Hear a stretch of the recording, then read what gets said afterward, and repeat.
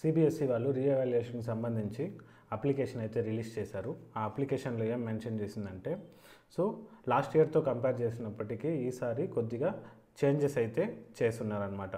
ఓకేనా. సో కొత్త ప్రొసీజర్ ఎలా ఉంటుంది అంటే, కొత్త ప్రొసీజర్లో రీఎవాల్యుయేషన్కి 2 స్టేజెస్ ఉంటుంది. ఫస్ట్ స్టెప్లో ప్రతి ఒక్క స్టూడెంటు ఏ సబ్జెక్ట్కి అయితే రీఎవాల్యుయేషన్ చేయాలనుకుంటున్నారో దాని యొక్క స్కాన్డ్ ఆన్సర్ కాపీకి రిక్వెస్ట్ చేసుకోవాలి. సో అది ఫస్ట్ స్టెప్. సెకండ్ స్టెప్లో వన్స్ మీకు స్కాన్డ్ కాపీ వచ్చిన తర్వాత వెరిఫికేషన్ ఆఫ్ మార్క్స్, రీఎవాల్యుయేషన్ లేదా బోత్ వెరిఫికేషన్ అండ్ రీఎవాల్యుయేషన్ రెండింటికి అప్లై చేసుకోవచ్చు.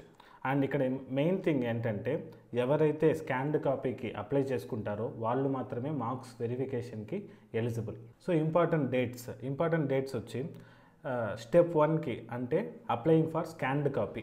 ఓకేనా. దానికి డేట్ ఎప్పటి నుంచి స్టార్ట్ అవుతుందంటే 27th, ఈ మంత్ 27th నుంచి స్టార్ట్ అయ్యి నెక్స్ట్ మంత్ 2nd వరకు అప్లై చేసుకోవచ్చు. సో దీనికి మీరు 500 రూపీస్, ఒక సబ్జెక్ట్కి 500 రూపీస్ అయితే ఛార్జ్ చేస్తూ ఉన్నారు. సెకండ్ స్టెప్కి, సో వన్స్ మీకు స్కాన్డ్ కాపీ వచ్చిన తర్వాత మీరేం చేసుకుంటారు, మార్క్స్ వెరిఫికేషన్ కానీ రీఎవాల్యుయేషన్ కానీ లేదా రెండు చేసుకోవచ్చు. సో ఈ సెకండ్ స్టెప్కి డేట్ వచ్చి June 3rd, అంటే నెక్స్ట్ మంత్ 3rd నుంచి నెక్స్ట్ మంత్ 7th వరకు 4 days మీకు అవైలబుల్ ఉంటుంది.